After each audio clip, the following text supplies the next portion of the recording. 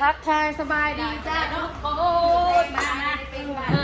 หลังจากมาแต่เซโน่อะไรไปเปลี่ยนลิ้นหลอกลิ้นหลดแล้วเขาก็ซื้อหมักแตงนี่นะ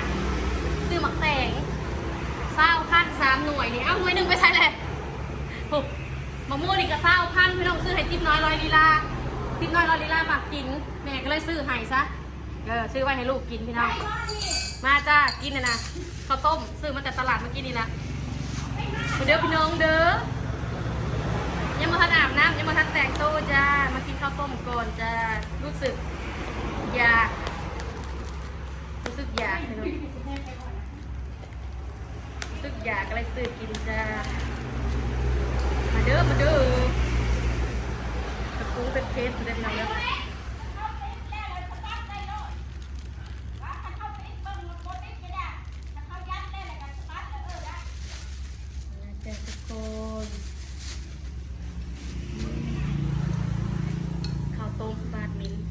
ข้าวเปียกเขาพี่น้องมันเขาเขาเปียกเขาจ้าคนนี้พักหายนะ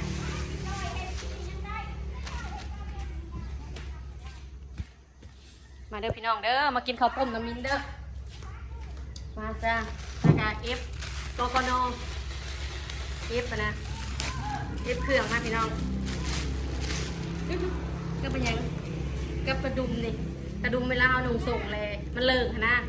มันเลิกแอลมันพอดีนี่เขากระเกาะมันจะเห็ดเป็นอยู่บนอะไรนี่2 อันพี่น้องแล้วก็มันยังอีกกอกโนนี่เป็นพี่น้องนี่จะสินุ่งได้คนนั้นเอฟมา2 เถื่อเลยนุ่งบ่ได้เดี๋ยวตัวนี้เขาสีมาเบิ่งตำหลังจะมาให้FCเบิ่งอยู่เด้อมาเด้อมากินข้าวน้ำก้อยเด้อพี่น้องเด้อ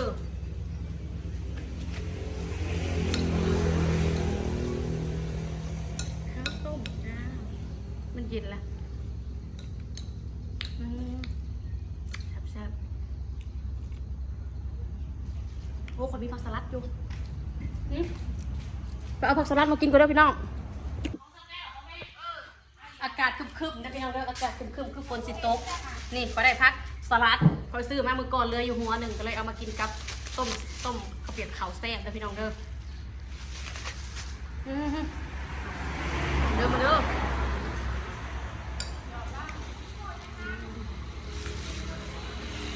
บูเป็นเน็ต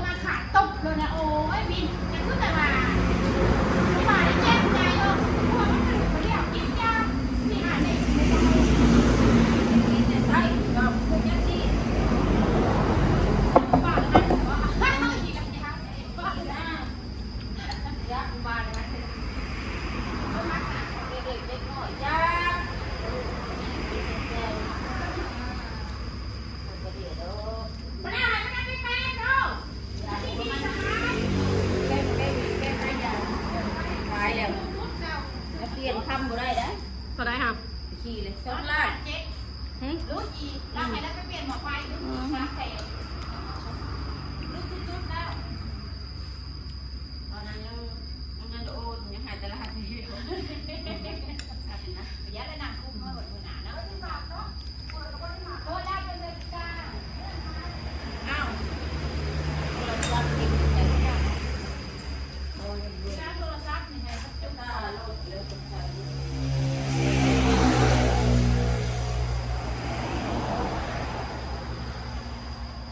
แป้งนี่ได้คนในโทรเนาะก็รับลงมาคนในโทรเยอะจ้า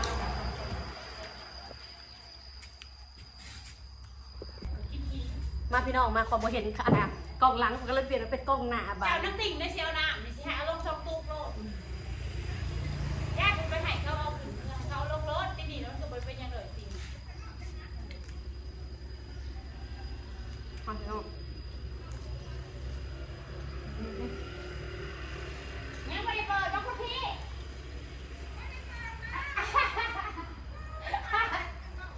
เอาเด็กเปล่าได้ดังด่าอยู่ว่าเราเปิดเด็กเปล่าถ้าไปเลยมาเปิด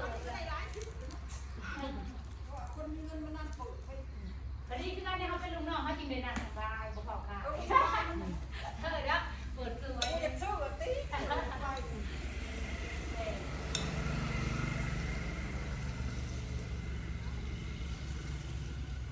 าวต้มจริงกับผักสลัด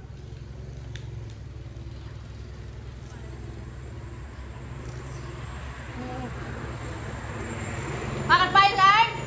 ไปไหนทานหน่อไม้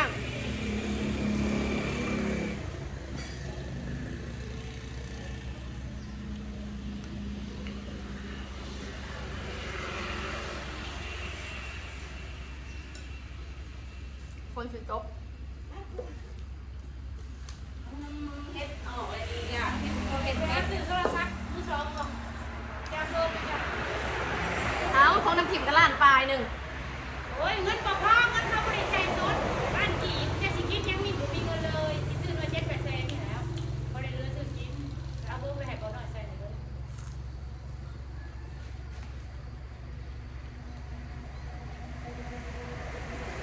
ซื้อไปกินอีกหนึ่งไปเลยจ้ะ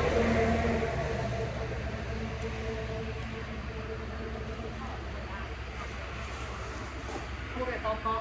เวลาหนุ่มส่งมันเลิกนะเกาะซึ่งภาษามัน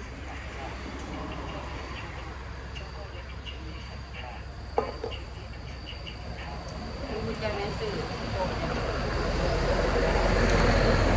มาทำเพลงนะเราซื้อมา ต้องแห้งเอาแห้งปวด เกิดเปิดใกล้อยู่อันน้ำซับๆเลยนะแดดมากเลยบัดนี้ พัดลมมาพัดลมมาแล้วออกไปนั่งพุทธอันนี้มันโบลมมาแล้วก็ได้ ผู้ร้ายพัดลมหน่อยจะได้จะจงกันพี่จัง โอ้ยหลูกก็ผัดอยู่ในอันนั้นเนี่ยสดยุ่งพอเอามากูบ่เบียนสดแล้ว มันน้อยแห่งงาน มันเอาไปเอวมาผัดพัดน่าจะไปเอามาเลย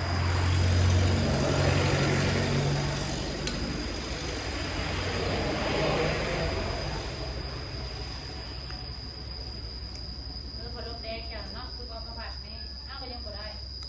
เงินบ่พอนี่แปลเหมือน2 เส้นหาบุ2 เส้นหา หันตัวหนุกกันเลย เนาะ ชื่อก็มึงกัน ใช่คนนี้อันนี้ชิบ้าโทรศัพท์อันนี้โยมไปซื้อที่จะใส่ติดโทรศัพท์กับ9 แสน ไปไปไป เขาขี่เขาขี่ เอาไปอาบน้ำมันนักแล้วเด้อไปมาโหลดให้ฟัง คนพูดได้เขา อ่าน ขี่ ที่ฟังพ่อ เขาขี่วิ่ง ไม่ยากครับ เรื่องของเราแล้วเราซื้อไปขี่โดยเฉพาะลุยหมกต้องก็โดยเฉพาะ ยากเขาหันเขามีจะถาจิตแจกันเนาะแล้วว่าคนอื่นผู้หายได้อีกใครทุกคนดูนะคะได้พวกมัน ไปได้รัดแล้ว เป็นตาเขาหรือไป แต่บทเหตุยังบ่ขี่ก็ได้นะ ก็มันหนาวๆเนาะตาเอาพันเบ็ดจับถือเลขจับเทวดา โอ้ยมีผู้บ่าวคือเขาผู้บ่าวก็ซื้อไทยเลยทิมซะบักขาวค่ะเอาบักใหม่ซะ ไม่ใช่คนใหม่มีผมเป็นตาคือเก่ากัน สักทีนี้เนาะพี่น้องเนาะคนเฮา มีอยู่ว่าผมเป็นตาแสกนะ เหนี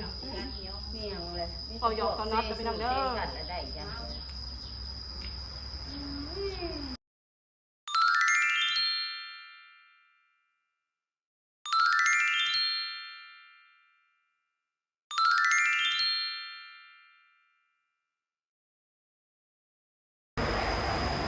ค่ะปิด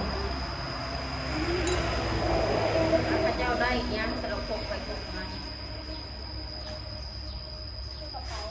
ไปดังย่างตำโต๊ะ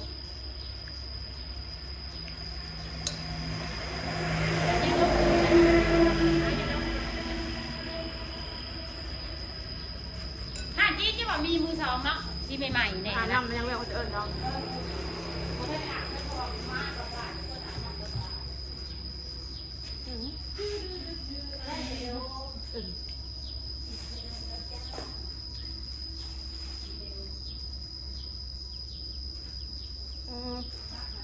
ดูเอาหมูโมไปแสนครับเด้อแป๊บนึง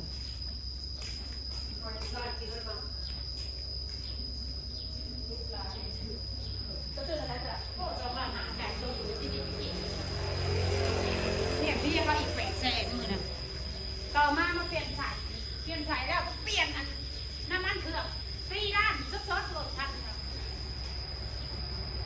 เราโคตรเขาจะพิจนี่แซงมาซื้อแล้วมันจะ4 ล้านเป็นตอน4 ตัวแล้วก็ได้ฉอยยังได้บริเวณยังคือ ผู้ชายเขาเห็ดเป็นทำแม่ยิ่งเขาจะเห็ดเป็นบนรถเทนะ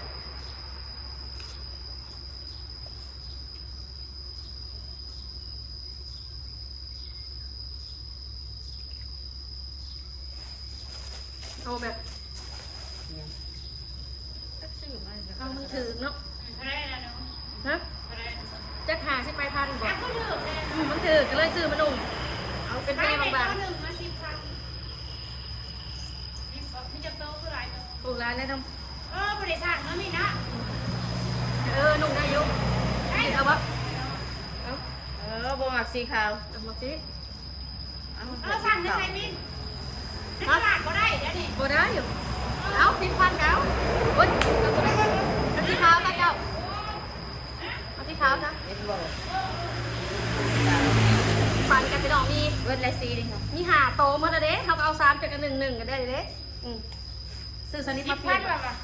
เอา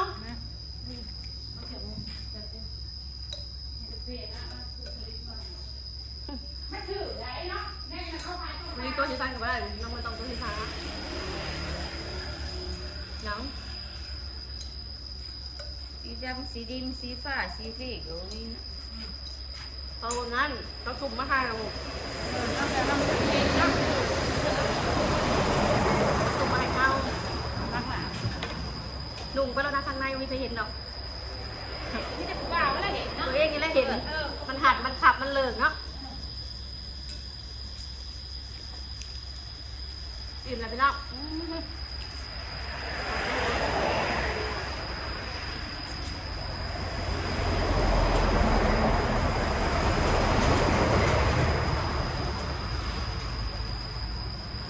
ฝากกดไลค์กดแชร์กดคอมเมนต์ช่องดีๆด้วยพี่น้องเด้อขอบใจละลายที่ทำมาติดตามแล้วพบกันใหม่คลิปหน้าจ้าคลิปนี้ลาไปก่อนพี่น้องบ๊ายบายบริยูซื่อๆได้สู้หน้าบ่